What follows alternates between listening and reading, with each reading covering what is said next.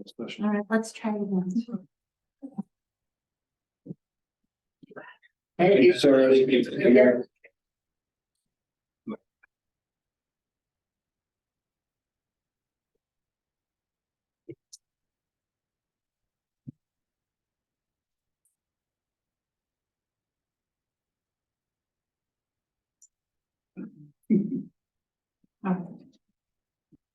Lindsay connected, Yes. recording. Yes.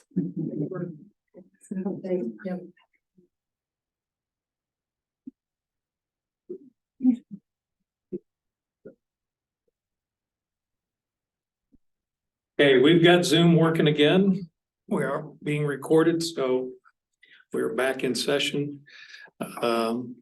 Hearing no other constituents, I'll turn it over to Terry Stevenson. Good morning, Commissioners. I have the minutes for the September 5th, 2023 regular Board of County Commissioner meeting.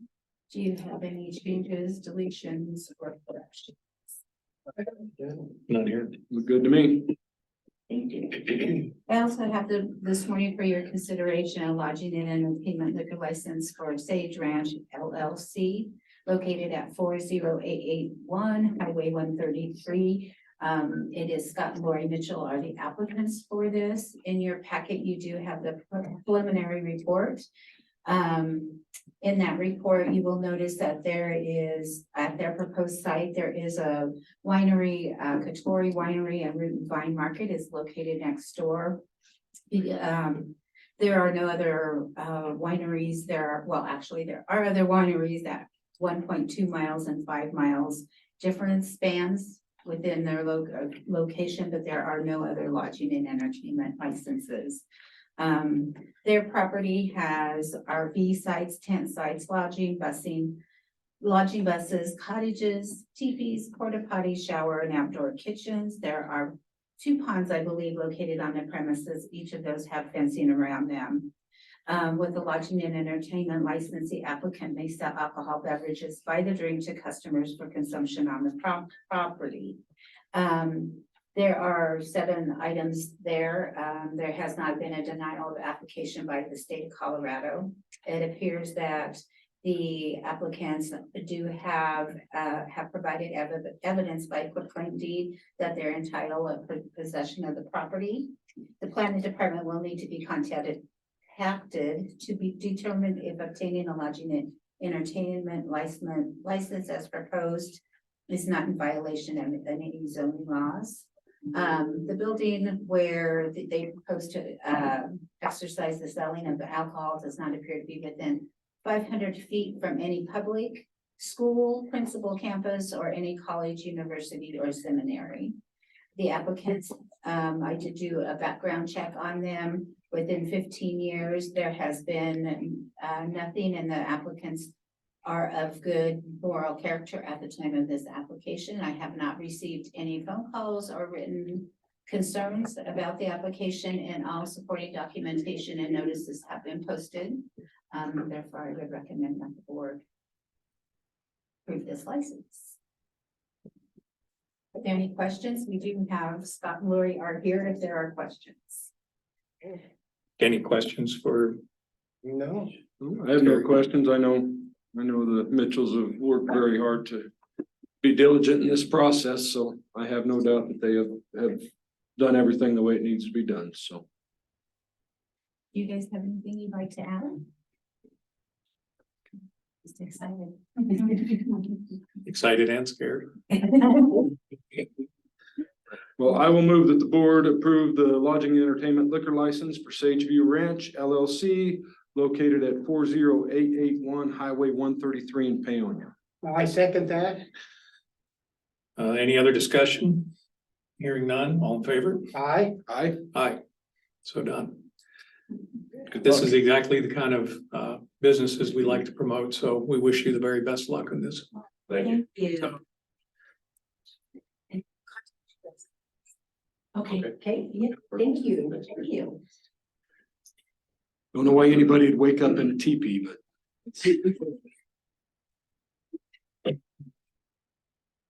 Barry, anything else for us? That's all I have to say. Thank you. Thank you. Rob? Next we have Karen and Sean. Karen, you want to introduce Sean as the new environmental health director and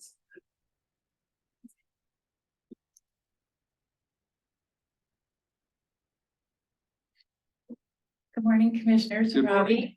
We're very pleased this morning to announce our new hire for Environmental Health Director, Sean Gardner. Sean has a really vast background in construction and also food safety. So Sean, you want to say a little bit about yourself, maybe? Thanks for letting me introduce myself, and as Karen said, new environmental health director. Taking over from the team that prior to me, it's been a real pleasure. There's continuity of services because everything has been really well documented, and procedures and policies have been really well spelled out. We have Riley Jones, who stayed over with us to kind of see us through this transition, and we have two new environmental health specialists coming on.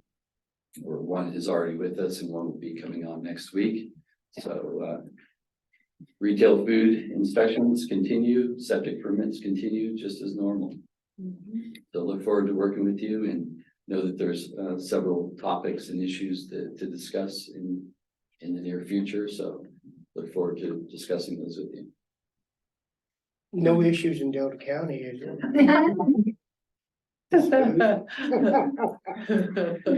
However, remain silent. Well, welcome aboard, Sean. I look forward Thank to you. working with you. Thank you. And we're sad to see Riley go. I had a lot of people from the community make comments that she was very good to work with. And I hope we can maintain that level of customer service that she had provided. So thank Absolutely. you, Sean. Welcome aboard. Thank you. Good luck. You know, we got your support and you made a very good choice here and look forward to working with you. Thank you. Thank you.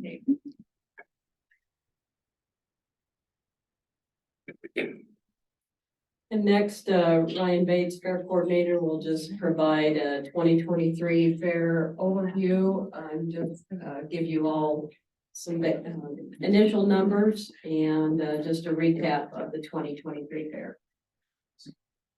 Yes, you have to sit in the big seat there.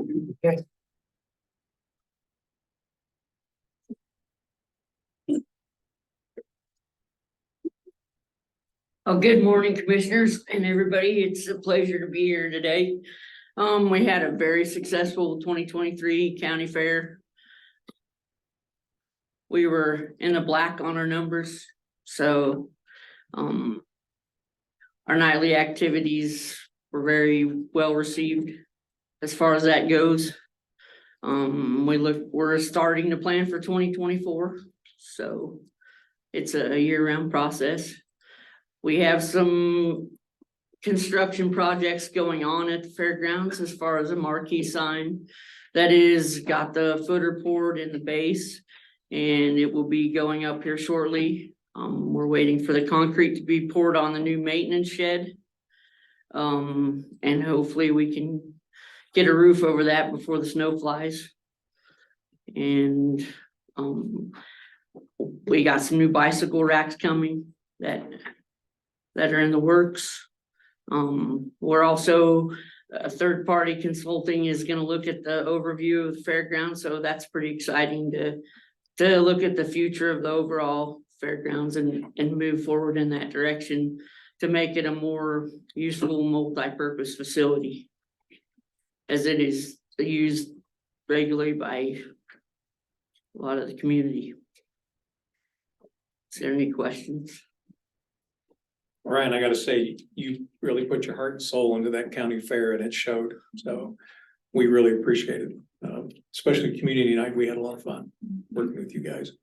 I only had one complaint of the whole fair, and that had to do with the judges at the adult showmanship night. So I guess Only I two would of the like to three. express my thanks for you guys being involved in that, and Robbie.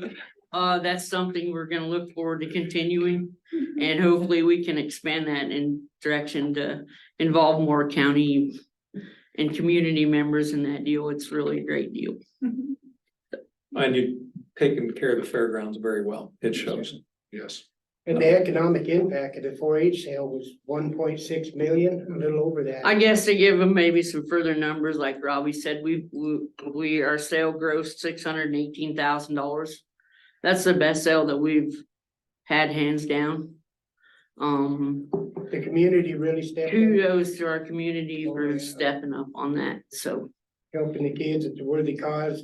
It's nice to see the kids, younger kids with all the influences in society and the government influences that they have on them, and that some of them going to college, and it's thankful to know that those kids know the difference between a man and a woman. Right, thank you, commissioners. Thanks for being Thank here. you, thank you very much. Okay, Leona, I'll turn it over to you for the cost allocation. Okay, so, we hire M&G to do our cost allocation plan every year. And Don already signed it on August 31st due to the state. A summary of what happens with the cost allocation plan is the cost allocation people take all the expenses for the county from 2022. I'm going to use the county attorney as an example. And on there's a third page to this where it says direct bills, and it'll say the cost for the county attorney for 2022 for human services was $364,532. Human services directly paid the county $206,257, and the state reimbursed 80% of that to the county, to human services. And then the cost allocation people come up with the difference. And on the sheet where Don has signed on the bottom right, there's $143,230, which was not reimbursed by, it's still kind of outstanding for all of these services. And the feds will pay 30% of those expenses. So we will get next year between July 2023 and June 2024, $143,230 reimbursed to the county for indirect and direct expenses from the county to human services. And we try not to go too much on that number, because if we or if they bill too much, then the feds would fine us. So there's like a fine of how much they pay us and what the feds pay. I probably didn't explain that very well, but it works in my brain. The feds always say they're partners with us in this. That's what the cost allocation is. So we just need to ratify Don's signature on the document. Any other questions? Any other questions on that, commissioners? Well, I move that we ratify Commissioner Supas's signature for the 2022 cost allocation plan that was submitted to the Colorado Department of Human Services to meet their time frame. Second? Any other discussion? All in favor? Aye. Aye. Aye. Thank you, Leona. You did explain that well. Okay. Thank you. Okay, Leona stays on the record then, before you have a supplemental budget resolution for the Board of County Commissioners appropriating additional sums of money to defray expenses in excess of amounts budgeted for the County of Delta in the year 2022. Do you want me to go through each fund or just you guys? Want to? Yeah. So, okay, so there were the 7 funds that were overspent on their budget.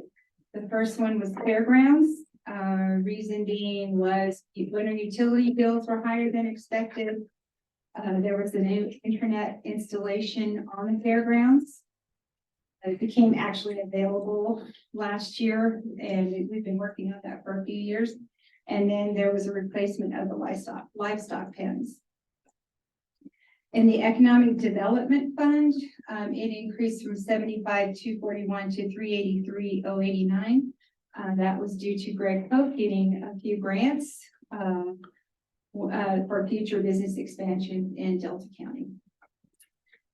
The contingency fund, we budgeted that we would get SRS funds of 34,248, and we actually received 36,922, which is turnaround, and we pay that to the Wildlife Council, Wildfire Council. Wildfire Council. That is the Title III committee. Sorry. That's all right. Then, and the fourth one was the grant projects. We budgeted 393,521. And we hired this grant administrator who's been doing an excellent job and ended up getting about 800,457 in grants. So that was a good thing. And the Employment Benefit Trust, we had employees that utilized the in-service trainings programs and got reimbursed for training, which was good for employees that work for us. And the Inmate Welfare Fund is a fund that inmates pay into. They had a few more expenses than they thought, but they didn't go over what they had. So if we had budgeted 12,000, they ended up spending 15,533, but that's the inmate funds. And then the last fund was the landfill, which was the equipment purchases were a little more than expected due to breakdowns and other Higher cost on the expansion project. project, yeah. But it was mainly due to that piece of equipment. So, do you have any questions on those? No, no questions. This number 19, if you were. I'll move that the board approve, resolution number 2023-R-19, a supplemental budget resolution of the Board of County Commissioners. This resolution appropriates additional sums of money to defray expenses in excess of amounts budgeted for the county of Delta, Colorado in the year 2022. I second that. Any other discussion? All in favor? Aye. Aye. Aye. So done. Next is to ratify the existing warrants. Go ahead. I'll move that the board ratify the warrants from the various funds.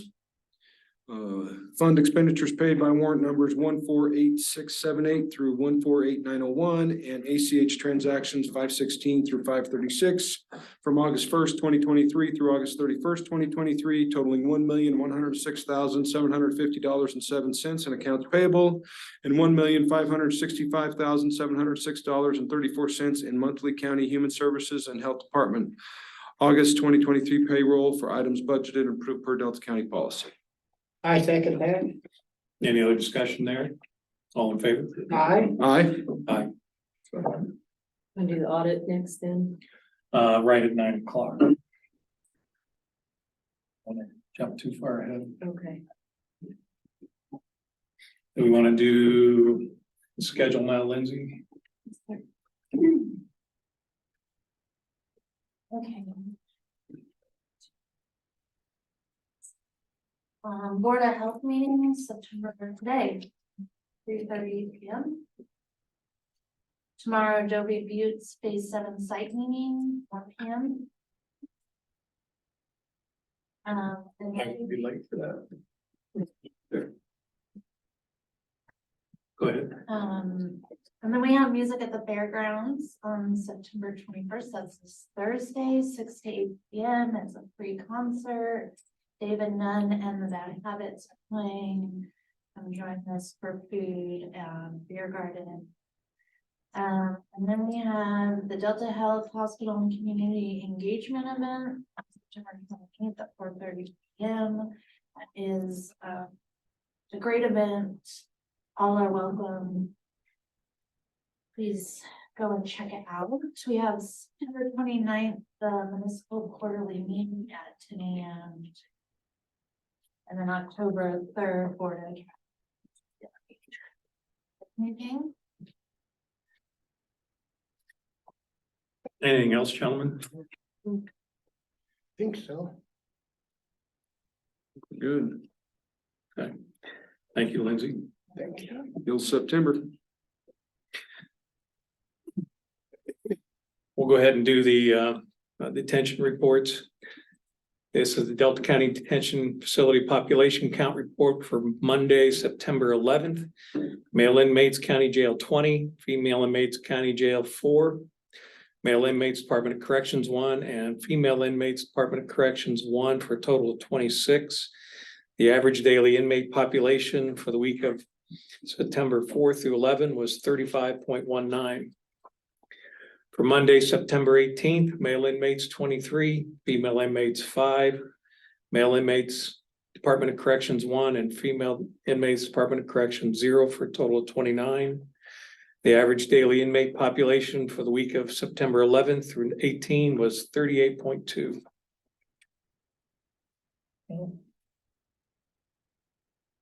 Blair, if you'd like to come up and join us, we got about 2 minutes until 9.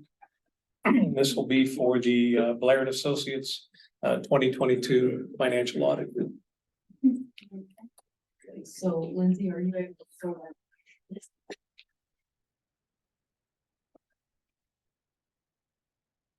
Welcome, good to see you. Good to see you. Thank you.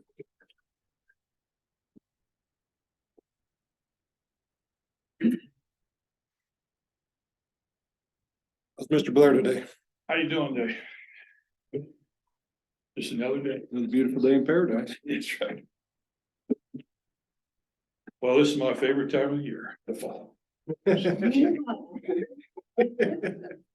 love the fall. Well, she's probably saying, I love it because the audit is done and I can start on the budget process. Pete, go ahead and start. Well, I think what I'm gonna do is I'm gonna go through a couple of those letters first.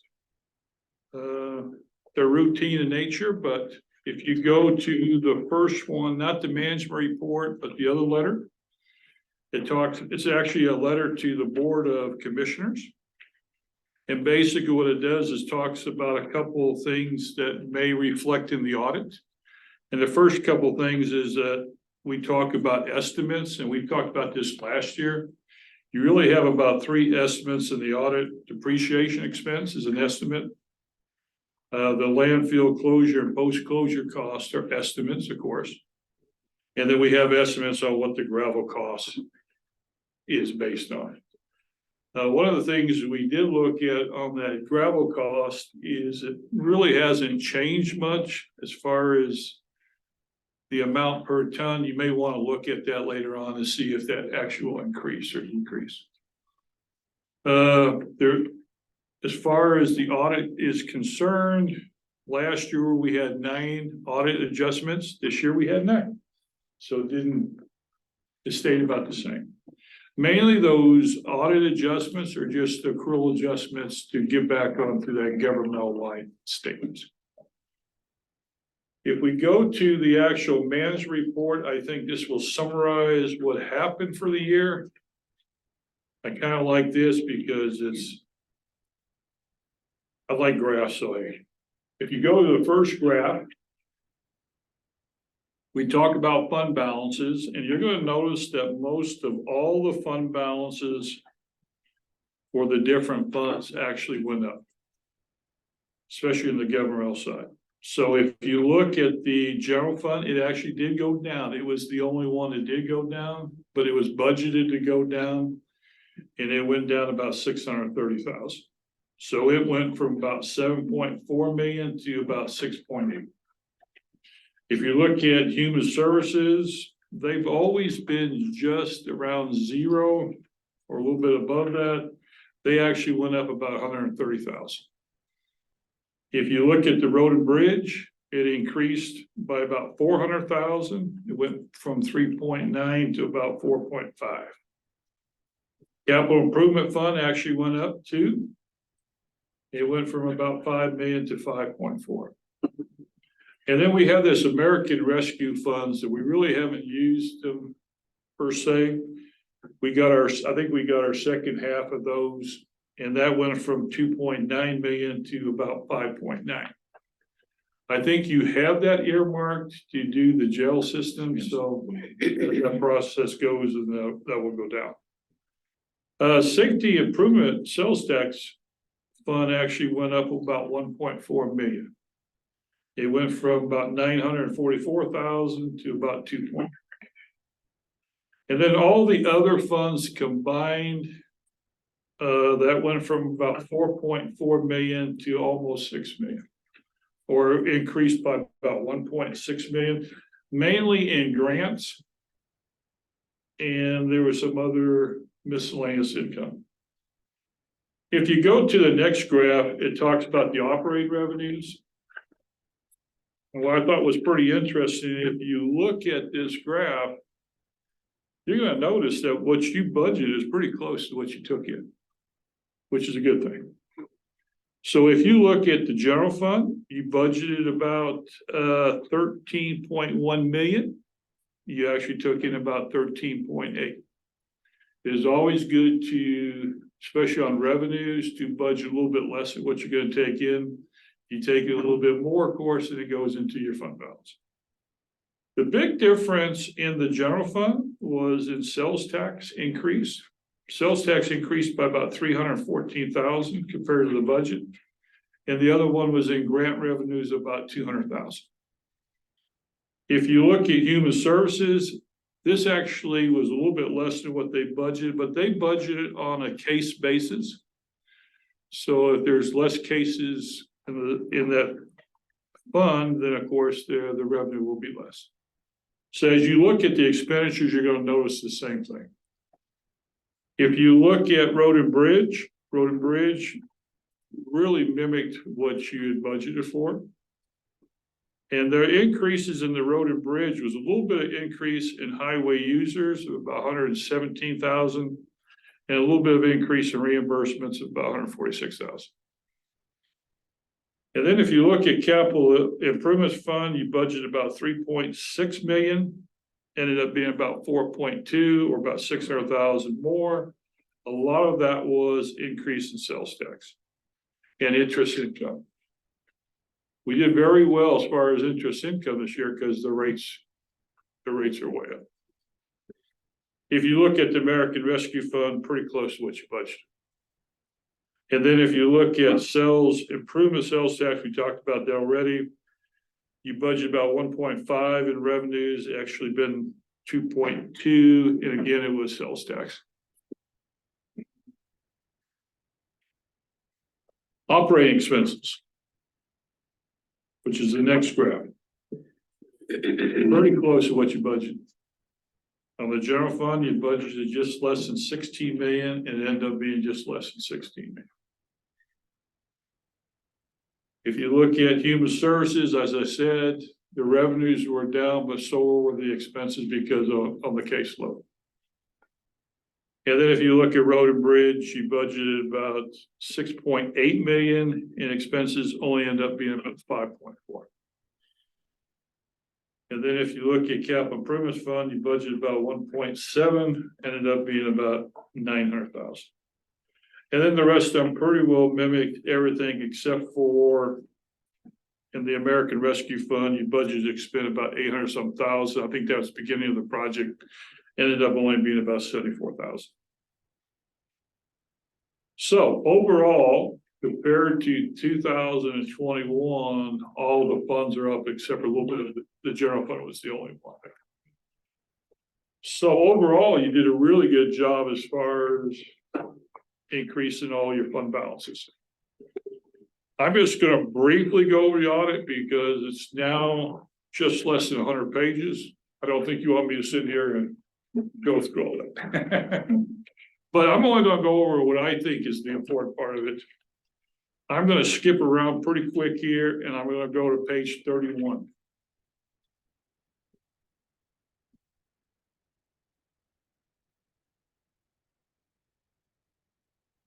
Page 31 is what cash and investments we have at the end of the year. And that actually went up. And if you look at about halfway down that page, you're going to notice that we have cash and investments at the end of 2022, just over 34 million. Of that 34 million, 13 million is invested with Color Trust, C-Safe, their governmental asset pool. And then about 21 million is invested in CDs, money markets and stuff like that. As I said before, as you notice, as you go through the audit report, you're gonna notice that interest income is up significantly. If you go to page 33, it shows those investments that we just talked about. These are AAA rated. As I said, they are asset pools. Almost every county is using those. And you're gonna notice that you have some in C-Safe of about 7.4 million, and you have money in Color Trust just less than. The way that works is it's like a money market account. Anytime you want to make withdrawals, just like anything else, you can pull that out. If you go to page 34, this is kind of what I always look at to see how the county is doing. If you go to page 34, it talks about capital assets. If you look at that table there, you're going to notice that the county invested about 4.3 million in capital assets, and depreciation cost was about 1.6. If that was going the other way, you would have some concerns, but as this county, they've always invested in that, so they've always did a good job. So your total investment after depreciation costs is about 2.8 million.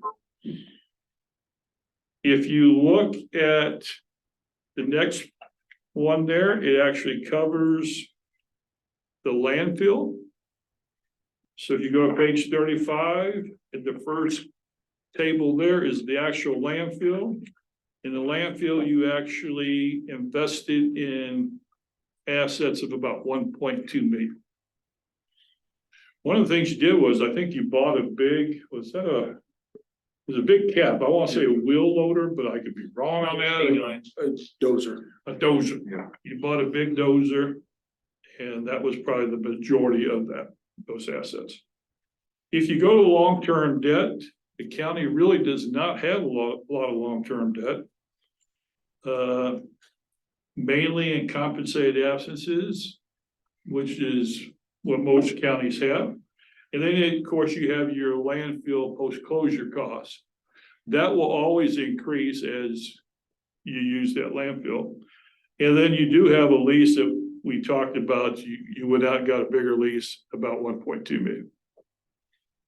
So if you took that debt, I think in the business type activities, the debt's only 3.3 million. That's very low. And then, of course, the debt in the governmental funds is real low at 1.2 million. It gives you a breakdown on page 36 of that debt and how that's going to be paid off. And I think that due debt that you got was at 4.7% interest. I'm going to skip a little bit and go to page 39. And it does talk about on note J there, the closure and post-closure cost. As I said, it's about 2.1 million. But I think there's a footnote there. I think that you have cash equivalents in the enterprise funds of just less than 6 million. And your total assets in that enterprise fund is about just less than 10 million. So you have a lot of assets to cover that debt. If you go to note K, it actually, this is all the transfers that were made to the individual funds. All these were budgeted transfers. So as you look at your budget process, you'll see those on there. And then probably note 40 is important for the mere fact, this is part of the old GASB 54 that came out. They wanted people to understand that some of the funds are earmarked for specific projects. That talks about all the stuff that has to be earmarked by the county. So if you look at it, you're going to say the first part of that is what is restricted. You have some contingency fund restrictions. You have some conservation trust fund restrictions. And then as you go through that committee, it commits those special revenue funds. I like this because I don't think a lot of the citizens know that a lot of this stuff is committed for certain projects. If you go to page 74.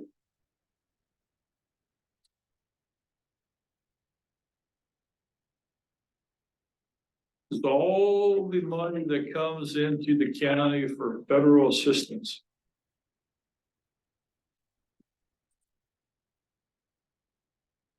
So it really goes from page 74 through 75. And the total federal assistance for Delta County in 2022 is just less than 6 million. What we did was, since anytime you have federal assistance over 750,000, you're required to have what they call a single audit. We have to select certain programs. They can't be the same programs we tested last year. Normally, you try to select one that you haven't done for a couple of years. This year was unique. We selected do foster care from social services. And then we also did how they did the distribution of food stamps from social services. And then we also did the Coronas Emergency Supplemental Fund for the Department of Justice. What we do is we select certain files. I think we selected over 40 files from social services. We had no compliance issues. Everything they're doing is what they should be doing as far as in compliance with those programs. I thought they did a fantastic job. You will not believe the paperwork that social services has to do. It's unbelievable, but they did a fantastic job. So kudos to them. It does talk about in that single audit, we do have some funds that are pass-through funds, that we have one pass-through fund with the school district. And that's on page 77. Now, you're going to say, why is not, you may be asking this question. You might be saying, why is my ARPA funds not really showing up? It only shows up when you start expending those funds.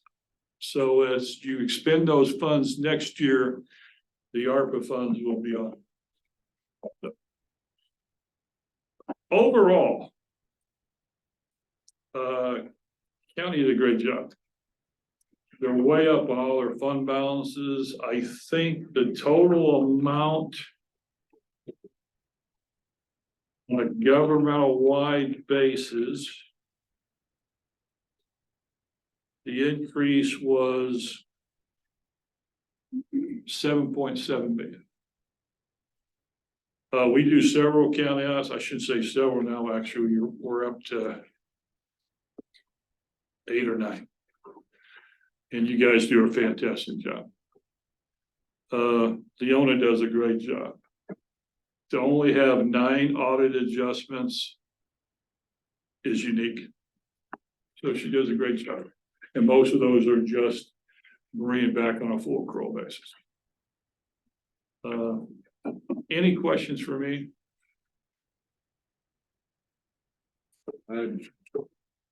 After we get done with all our jail expense, it won't look as good next year, but that's okay. That's okay. You've already budgeted for it. So it's in the budget process. Thank you for coming and explaining this, and we appreciate your expertise each year, and we really like that we likes numbers, and it's doing such a good job. You commend her each year for the job that she does in Alabama County. Is financially stable, and that goes back to Robert Valley and her management of the county. Yeah, I think that Leona's finding this out too. It's not an easy process anymore. It used to be a little bit easier. I think that she puts in a lot of hours to make sure it's right. I was very impressed with social services too. So I can't reiterate enough what Mike just said. That can't be overstated how the team that the county has here with Robbie and Leona and all the department heads work together so well, from Road and Bridge to Health, Human Services, Health Department. You guys put your heart and soul in this, and the county appreciates it. I appreciate it, because we couldn't do what we do without you guys doing this. It is very much so a collaborative effort with all the department heads, elected officials. Terry, that includes you. Yeah. You're right, it's everybody. It's everybody. Well, thank you. Yes, thank you, Pete. Thank you. I And guess I'll then go just- back and. Yeah, we will have this available online, and any of the public can download this. We'll have the electronic version of this up online as soon as Jan gets it up there, so it'll be publicly available. I think the only thing you probably need to do is Just an action item. you might want to get it Except. to approve this, if you get a census. Yeah, and then I think the electronic version. Okay, So thank you, Mr. Blake. thank you. With that being said, Mr. Chairman, I'll move that the board accept the audit from Blair and Associates for the year of 2022. Second that, Any other discussion? All in favor? aye, Aye, Aye. thank you. thank you. Well, thank you. Take a quick break. We are going to take a quick break until 9:30, and Annie and Human Services is up, so about 10 minutes.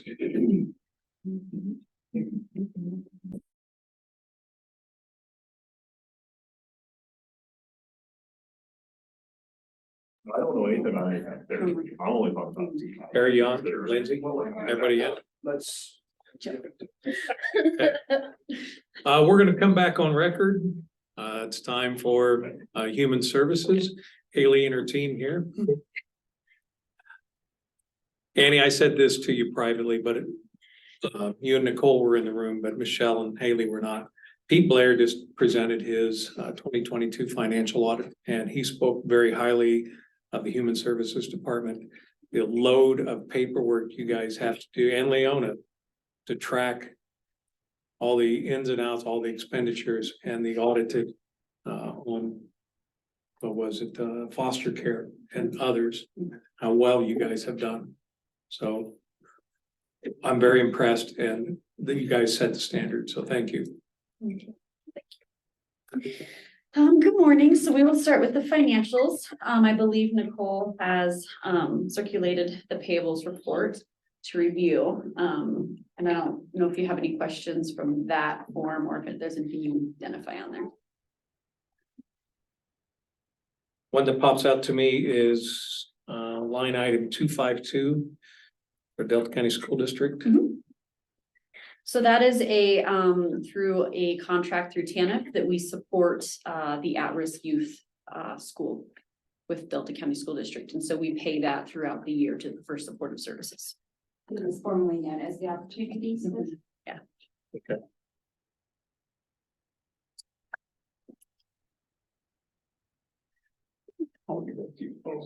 And I think this last month was, August was the first payment, right? And that is an action item, isn't it?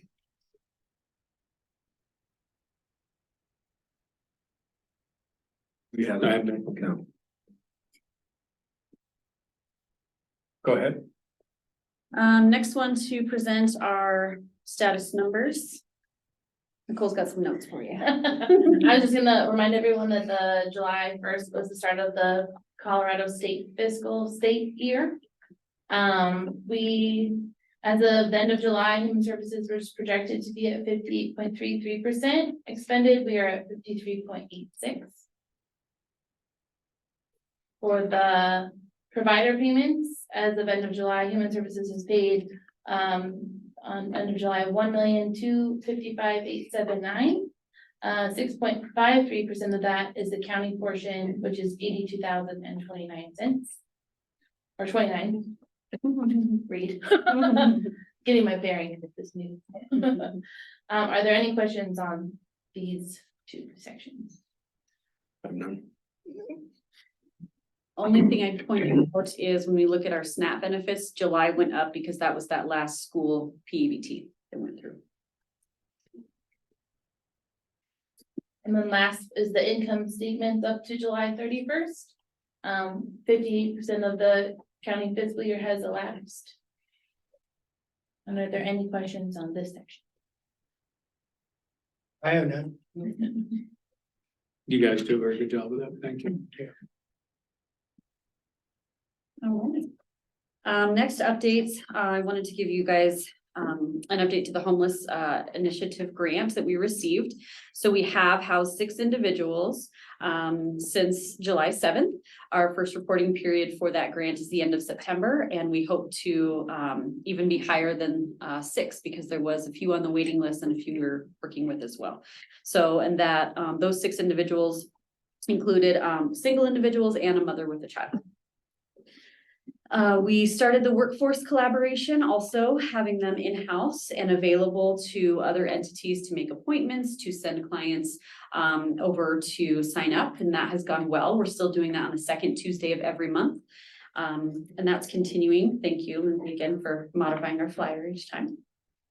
In other program updates, CCAP, Universal Preschool is still conflicting a little bit with CCAP and what that looks like. Our numbers are rising. And so they're still going through rule writing processes and agreements because it's overlapping on some providers. And so it's making it a little bit difficult to track preschool versus a CCAP hour. So we're navigating some of that, but we're working with the state to dive into those numbers.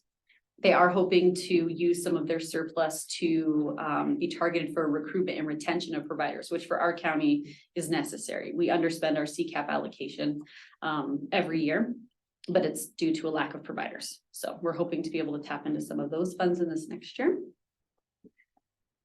And let's see. We are still struggling a little bit in eligibility determinations. We have what we call the tech of the day, who is someone who will take voicemails, phone calls, and walk-ins for any appointments as they're confused about their application, what needs to happen next with redeterminations. And we're receiving an average of 50 to 70 calls a day. And so part of that is then bouncing to supervisors, and we're getting back to them within 48 hours. But that has been an increase that we did not anticipate. And so we're trying to navigate what's the best way to support the staff through that and spread it out a little bit so we're not burning them out either. And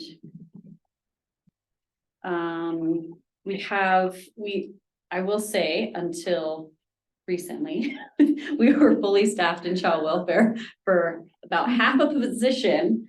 And unfortunately, we will be losing Haley, but we are very, very happy for everything that she has brought to the unit and the leadership and all the support she's provided to them. So we will be looking for applicants for that position, and we have a little bit of a challenge coming up in this next year with the differential response model, which is a model that's targeted to look at prevention, and it's a new program area. Us in Delta County and Montrose have not engaged in that just due to staffing issues and certain requirements the state wants you to have in place before you engage in that program area. Most counties have been slow to roll into it as well. So we'll be working with Montrose a little bit to roll that out, and hopefully it brings more prevention services to the area.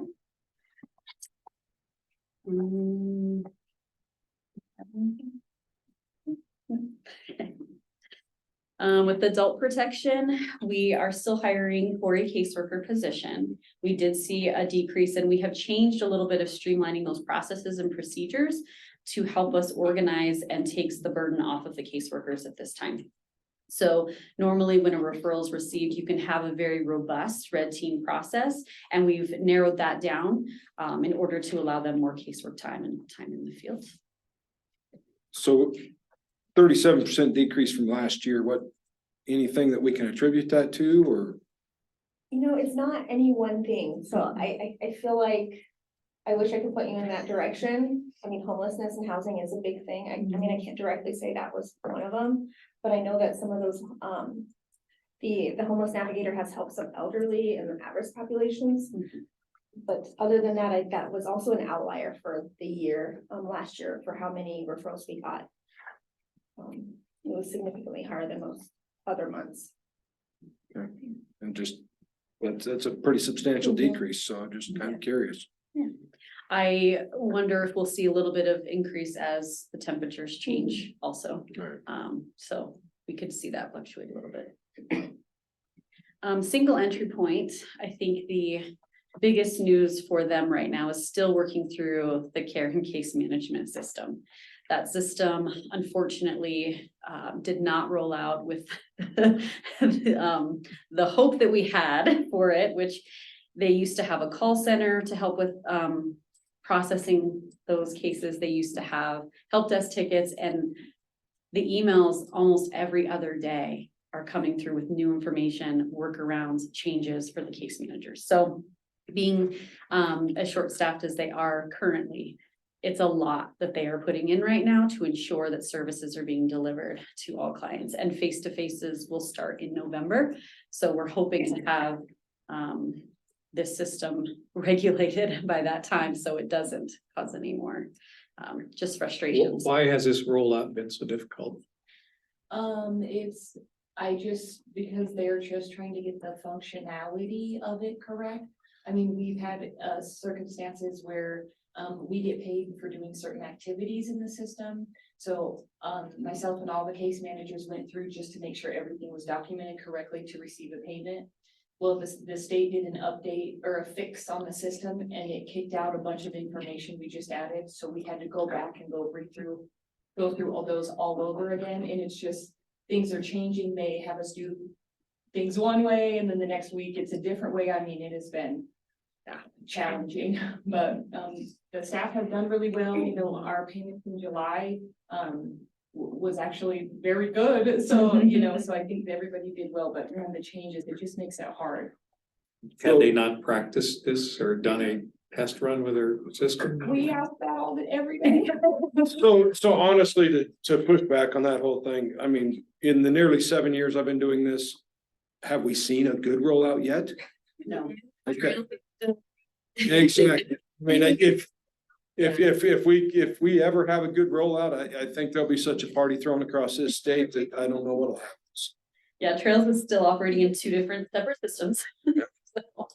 Yeah. And that's, I think, they're still having the state is encouraging us to go in the old system to get information. So that's the same thing. Just we're kind of. They're gonna take the programmers and have them use the program. I'm thinking they must have hired the same people that QuickBooks hired. There you go. I think this fits exactly into what we were discussing last night.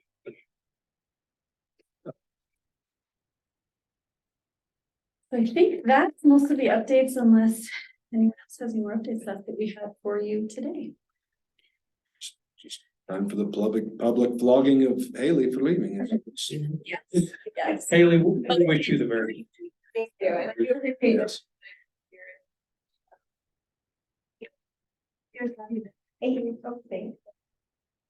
Thank you, Haley. You will be missed. We're giving you grief, but we do appreciate it. Each time I've had an issue, I've went to Annie or Haley or Kathleen in the department, and they've handled the constituent issue that popped up, and they were real professional, and they already had a file on the individual. But thank you very much for your work ethic. I appreciate that very much. Thank you. Thank you for your support, and I'll send you the party invitation. Thank you. This is my last. Okay.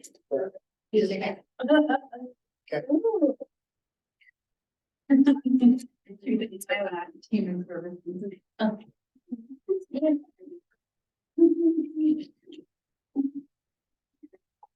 You guys got anything else for today? I don't. Nope. Well, then we will stand adjourned.